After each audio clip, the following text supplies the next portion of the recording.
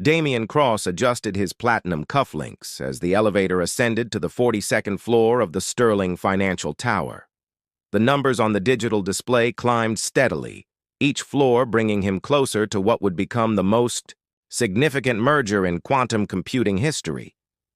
His reflection stared back from the polished steel doors, sharp jawline, steel gray eyes, and the kind of confidence that came from building a tech empire worth $12 billion before his 35th birthday.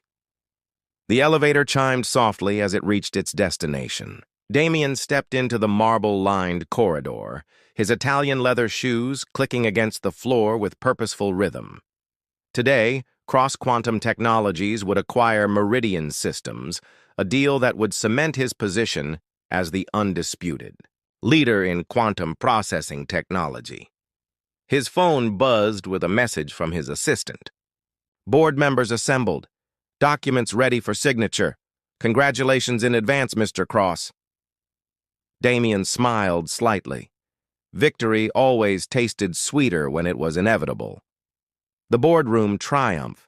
The conference room overlooked the city's financial district, floor-to-ceiling windows offering a commanding view of the urban landscape below. 12 executives sat around the obsidian table, their faces reflecting a mixture of admiration and barely concealed envy. They knew they were witnessing history in the making. "Gentlemen, ladies," Damian began, his voice carrying the authority of someone who had never known failure. "Today marks not just the expansion of cross-quantum technologies, but the beginning of a new era in computational advancement." The presentation unfolded flawlessly. Charts displaying projected growth rates, technological breakthroughs, and market domination strategies filled the massive display screens. Damian moved through each slide with practiced precision, his words painting a picture of inevitable success. "The quantum processors we'll develop through this merger will revolutionize everything from artificial intelligence to cryptography," he continued, his eyes scanning the faces around the table. "We're not just buying a company, we're securing the future of human technological evolution." Applause filled the room as the final signatures were placed on the documents. Handshakes were exchanged, champagne was poured, and congratulations flowed freely. Damian accepted each gesture with his characteristic composure, but inside he felt the familiar rush of conquest. As the celebration continued around him, Damian found himself drawn to the windows, gazing down at the city that had become his kingdom. From this height, the people below looked like ants, scurrying about their insignificant lives while he orchestrated moves that would shape the future of technology. The descent to reality. The meeting concluded just after 5 in the evening. Damian declined the invitation to continue celebrating at the exclusive Platinum Club, preferring to savor his victory in solitude. He made his way to the parking garage where his midnight black Tesla Model S Plaid waited in its reserved spot. The car's autopilot engaged smoothly as Damian settled into the cream leather seat. He had planned to return directly to his penthouse, but an impulse made him override the navigation system. Instead of taking the highway, he directed the car through the downtown streets, wanting to see his domain from ground level. The financial district transitioned gradually into older neighborhoods, where the gleaming towers gave way to weathered buildings and narrow sidewalks. Street vendors were packing up their wares, office workers hurried toward subway entrances, and the energy of the day was slowly fading into evening calm. Traffic slowed to a crawl at an intersection where construction crews were wrapping up their work. Damian drummed his fingers impatiently on the steering wheel, unused to such mundane delays. His phone buzzed with notifications, stock prices, news alerts, messages from associates eager to congratulate him on the merger. It was while scrolling through these digital accolades that movement in his peripheral vision caught his attention. The impossible recognition at first, he thought his eyes were playing tricks on him. The woman sitting on the concrete steps of a closed storefront couldn't possibly be who he thought she was. Her dark hair was longer than he remembered, falling in waves past her shoulders, and her clothes were worn and faded. But the profile, The way she held her head, the delicate curve of her neck. These details were burned into his memory with painful clarity. Damien's breath caught in his throat. The phone slipped from his fingers, clattering onto the car's floor. Vivian Blake. The name echoed in his mind like a ghost from a carefully buried past. 3 years had passed since he had last seen her. 3 years since she had walked away from everything they had built together, everything he had offered her. 3 years since she had chosen principle over prosperity, idealism over security. But this couldn't be her.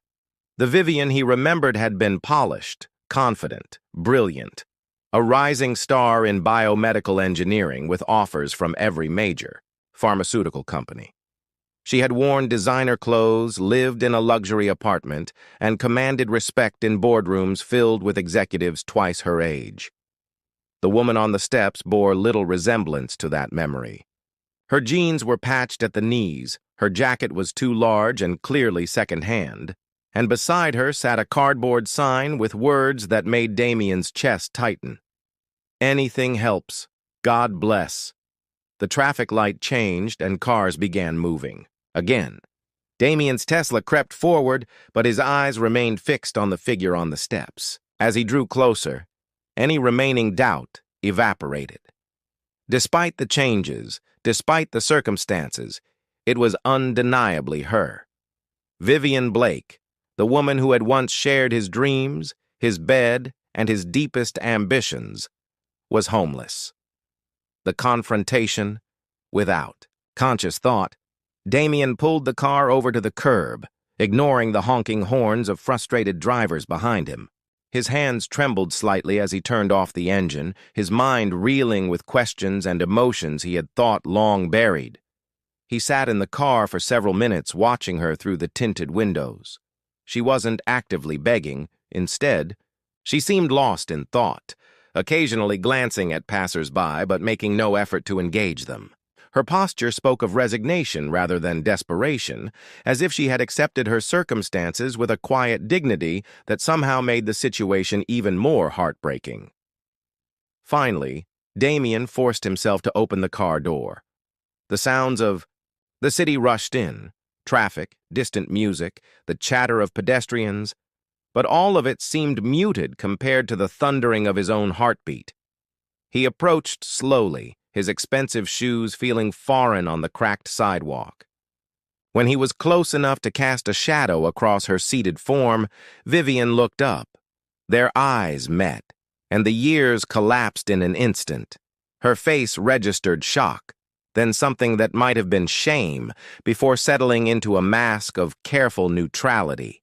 "Hello, Damien," she said quietly, her voice carrying the same melodic quality he remembered, though it now held notes of weariness that hadn't been there before. Vivian. Her name felt strange on his lips after so long. "What? How did this happen?" She looked down at her hands, which were clasped tightly in her lap. "It's a long story." "I have time." A bitter laugh escaped her lips. "Do you?" "I seem to remember time being your most precious commodity." The words stung because they carried the weight of truth. Time had indeed been precious to him, too precious to waste on what he had considered her naive idealism, her insistence on ethical standards that he had viewed as obstacles to success. That was then, he said, though he wasn't sure what he meant by the distinction. Vivian studied his face, searching for something, sincerity, perhaps, or merely curiosity. "You look successful," she observed, her gaze taking in his tailored suit, his perfect appearance. "I heard about cross-quantum technologies. Congratulations. Vivian, please, tell me what happened." She was quiet for a long moment, watching the flow of people around them. When she finally spoke, her voice was barely above a whisper. "Do you remember Dr. Regina Hawthorne?" The name hit Damien like a physical blow. Dr. Hawthorne had been Vivian's mentor, the head of the biomedical research lab, where Vivian had been developing revolutionary cancer treatment protocols. She had also been one of the few people who had openly opposed some of Damien's more aggressive business practices. I remember, he said carefully. She died 2 years ago. Cancer, ironically. But before she died, she told me some things. About research funding that disappeared. About clinical trials that were sabotaged. About promising treatments that were buried because they threatened certain pharmaceutical profits. Damien felt a cold dread settling in his stomach. Vivian. I tried to expose it. I thought people had a right to know that potentially life-saving treatments were being suppressed for profit. I thought I was doing the right thing. Her voice broke slightly on the last words, and Damien saw her struggle to maintain composure. What happened when you tried to expose it? I was discredited. My research was called falsified. My reputation was destroyed. No one in the medical field would hire me, and the legal battles ate up what savings I had. She looked up at him again, and he saw something in her eyes that made his heart ache. I lost everything, Damien. My career, my apartment, my future, everything. The weight of her words settled over him like a suffocating blanket. He knew the pharmaceutical industry could be ruthless, knew that powerful interests would go to great lengths to protect their profits. But seeing the cost of that ruthlessness, sitting before him, seeing what it had done to someone he had once loved, made it real in a way that boardroom discussions never could. I'm sorry, he said, and was surprised to find that he meant it more deeply than he had meant anything in years. Vivian shrugged, a gesture that tried to convey indifference, but failed to hide the pain beneath. It's not your fault. You warned me that idealism was expensive. I just didn't realize how expensive. But as Damien stood there, looking down at the woman who had once challenged him to be better, who had once believed that success and integrity could coexist, he began to suspect that it might indeed be his fault. Perhaps not directly, but the world that had crushed her was the same world he had helped create. A world where profit mattered more than people, where power could silence truth, where the strong devoured the weak without consequence. The realization hit him with stunning clarity.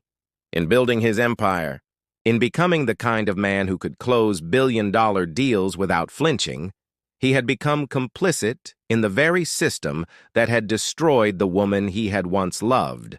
And for the first time in years, Damien Cross felt something he had almost forgotten how to feel: shame. Damien couldn't sleep that night. He paced the marble floors of his penthouse, the city lights casting long shadows through the floor-to-ceiling windows. Every time he closed his eyes, he saw Vivian sitting on those concrete steps, saw the defeat in her shoulders, heard the broken resignation in her voice when she spoke of losing everything. By 3 in the morning, he had made a decision that would have seemed impossible 24 hours earlier. He was going to find out exactly what had happened to Vivian Blake, and if someone had deliberately destroyed her life, he was going to make them pay. He reached for his secure phone and dialed a number he had memorized but never used. It rang, twice before a crisp, professional voice answered. Torres Investigations, this is Nina. Ms. Torres, this is Damien Cross. I need your services, and I need them immediately. There was a brief pause. Nina Torres had built her reputation as the most discreet and effective private investigator in the city, specializing in corporate espionage and white-collar crime. Her client list was rumored to include Fortune 500 CEOs, politicians, and celebrities who needed problems to disappear quietly. Mr. Cross, it's 4 in the morning. I'm aware of the time. I'm also aware that you charge triple rates for emergency consultations. I'll pay quintuple if you can meet me in 2 hours. Another pause. The Meridian Hotel, penthouse suite, 2 hours.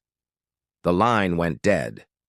The meeting Nina Torres was not what Damien had expected. She was younger than her reputation suggested, perhaps 35, with short auburn hair and intelligent green eyes that seemed to catalog every detail of his appearance within seconds of meeting him. She wore a simple black suit that managed to look both professional and slightly dangerous. You look like hell, she observed, settling into the leather chair across from his desk. I've had better nights. Damien poured himself a coffee from the silver service that room service had delivered. Can I offer you anything? Information. What kind of problem requires a 5-figure emergency consultation at 6 in the morning?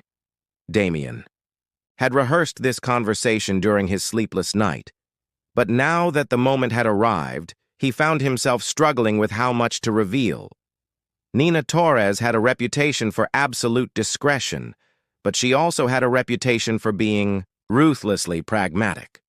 If she decided his request was too risky or too personal, she would walk away without hesitation. 3 years ago, a biomedical researcher named Dr. Vivian Blake was discredited and blacklisted from her field.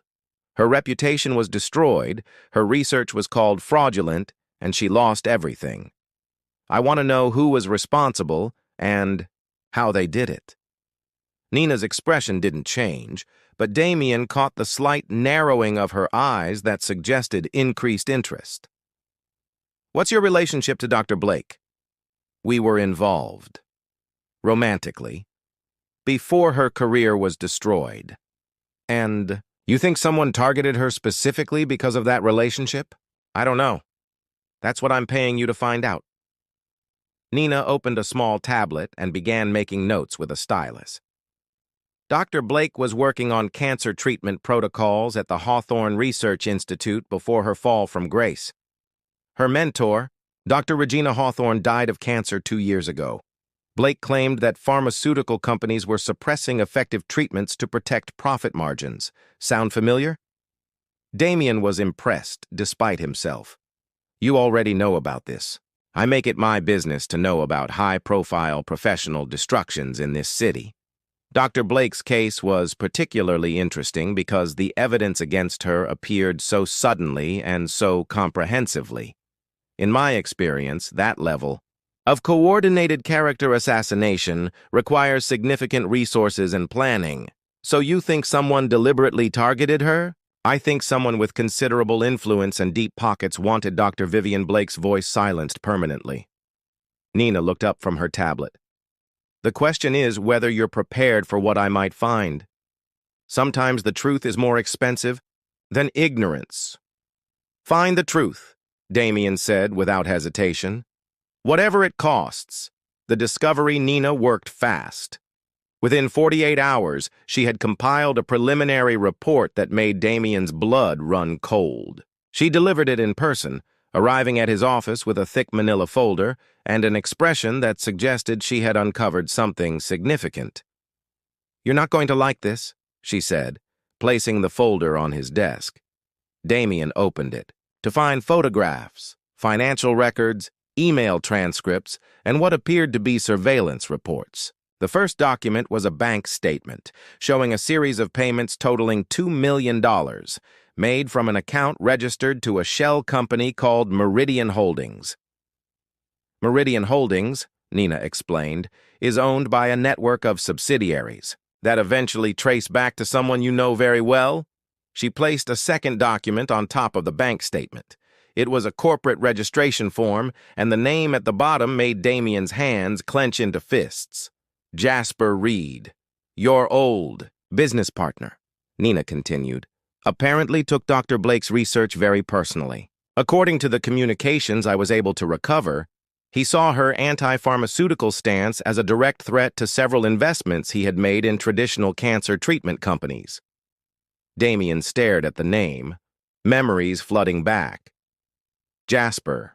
Reed had been his partner in their first startup, a brilliant but ruthless man who had eventually been forced out when his methods became too extreme even for Damien's taste. They had parted ways acrimoniously 5 years ago, but Damien had thought that chapter of his life was closed. There's more, Nina said, her voice grim. Reed didn't just have Dr. Blake discredited. He orchestrated a comprehensive campaign to destroy her credibility, falsified research data, bribed journal editors to publish retractions, planted evidence of academic misconduct, and ensured that every major pharmaceutical company received detailed reports about her supposed ethical violations. The folder contained page after page of evidence. email chains discussing the best methods to neutralize the Blake problem, financial records showing payments to journal editors and research assistants, even surveillance photos of Vivian taken without her knowledge. He destroyed her systematically, Damien said, his voice barely controlled. Like a professional assassination, but instead of killing her body, he killed her reputation, her career, and her future. And according to these records, he did it partially to send you a message. Damien looked up sharply. What do you mean? Nina pulled out another document, this one an email printed on Reed's personal letterhead. The message was addressed to an unknown recipient, dated just 2 weeks after Vivian's first research paper had been retracted. Cross thinks he's untouchable now, but everyone has weaknesses. His little idealistic girlfriend was his weakness, and now she's been neutralized. He'll think twice before crossing me again. The words hit Damien like a physical blow. Vivian hadn't been destroyed because of her research or her principles. She had been destroyed because of him, because Jasper Reed had wanted to hurt him and had chosen the cruelest possible method. There's one more thing, Nina said quietly. Dr. Blake's research wasn't fraudulent. I had an independent expert review her work. Not only was it legitimate, it was groundbreaking. Her treatment protocols could have saved thousands of lives, maybe more. Reed didn't just destroy one woman's career. He set back cancer research by years, maybe decades. That afternoon, Damien stood outside the luxury apartment building where Jasper Reed maintained his primary residence. The doorman recognized him immediately, the advantages of being one of the city's most recognizable billionaires, and waved him through to the private elevator that served the penthouse. Reed answered the door himself, his face showing surprise followed quickly by calculated neutrality. He was still handsome in the way that wealth could preserve, his silver hair perfectly styled, his casual clothes probably worth more than most people's monthly salary. Damien, he said with false warmth, this is unexpected. To what do I owe? The pleasure? Dr. Vivian Blake. The name hung in the air between them like an accusation. Reed's expression didn't change, but Damien caught the slight tightening around his eyes that betrayed recognition. I'm afraid I don't know who you're referring to. Cut the act, Jasper. I know what you did. I know about Meridian Holdings, about the bribes, about the systematic destruction of her career. What I want to know is why. Reed stepped aside and gestured for Damien to enter.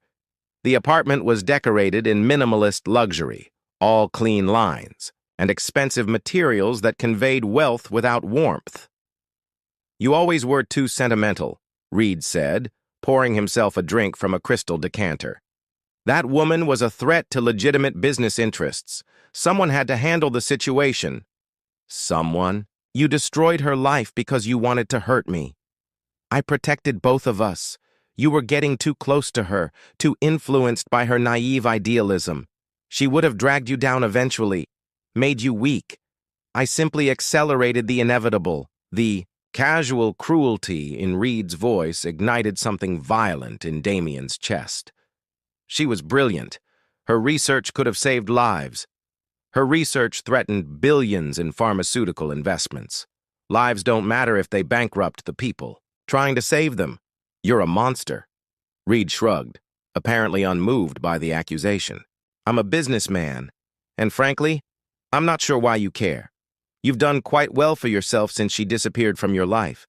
Cross-quantum technologies wouldn't exist if you'd stayed tangled up with that bleeding heart researcher. The words hit their target, and Damien felt the truth of them like acid in his stomach. His empire had indeed grown in the years since Vivian's destruction, built on the same ruthless principles that Reed embodied. Perhaps he had benefited from her absence more than he wanted to admit. But as he thought of her sitting on those concrete steps, reduced to begging because of Reed's calculated cruelty, any guilt he felt about his own success transformed into cold, focused rage. You're right about one thing, Damien said quietly. I have done well for myself. Well enough to destroy. You completely, Reed laughed. But there was an edge of nervousness in the sound. You're welcome to try. But I think you'll find that I'm not as easy to discredit as your former girlfriend. We'll see. Damien's assistant, Oliver Chen, had worked for Cross Quantum Technologies since its founding. He was brilliant, loyal, and possessed an almost supernatural ability to anticipate his employer's needs.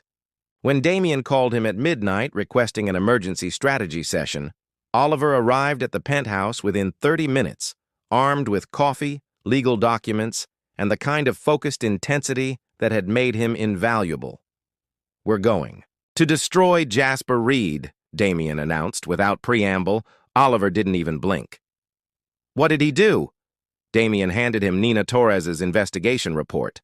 Oliver read through it methodically, his expression growing darker with each page. When he finished, he set the folder down and cracked his knuckles in a gesture that Damien recognized as his preparation for complex problem-solving. "This is substantial evidence of fraud, market manipulation, and conspiracy. We could have him arrested." "Arrested isn't enough. I want him ruined the same way he ruined Vivian, completely and permanently." Oliver nodded thoughtfully. "Reed's primary assets are his investment portfolio and his reputation in financial circles.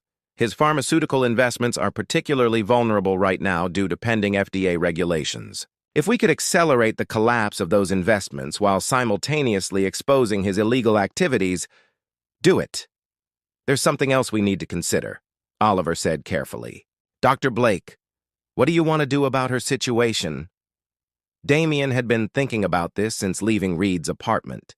Vivian was homeless, blacklisted from her field, and psychologically shattered by years of systematic persecution. Simply, exposing Reed wouldn't immediately restore her life or her career. "I want to hire her," he said finally. "In what capacity?" "Cross Quantum Technologies is expanding into biomedical applications. Quantum computing could revolutionize drug development, genetic research, medical diagnostics. We need someone with her expertise to head that division." Oliver made a note on his tablet. "Her reputation in the medical field has been severely damaged. Hiring her might be seen as controversial. Then we'll rehabilitate her reputation first. Get me meetings with every major medical journal, every research institution, every pharmaceutical company that matters. We're going to prove that her research was not only legitimate, but revolutionary. That could take months. Then we work fast. The rehabilitation, the campaign to restore Vivian Blake's reputation began at dawn the next morning. Damien leveraged every contact, called in every favor, and applied every ounce of influence he had accumulated over his career. The evidence Nina had gathered proved that Vivian's research had been deliberately falsified by Reed's associates, and the independent analysis confirming the validity of her work provided the foundation for her vindication.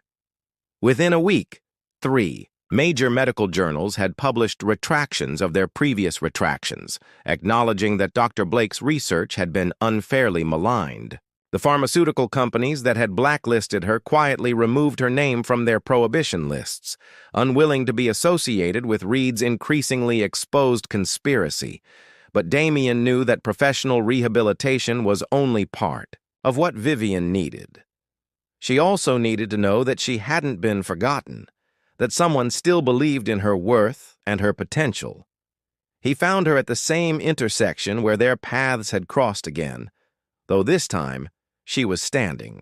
Rather than sitting, apparently preparing to move to a different location, she looked startled when she saw him approaching, then wary. "Damien, what are you doing here?"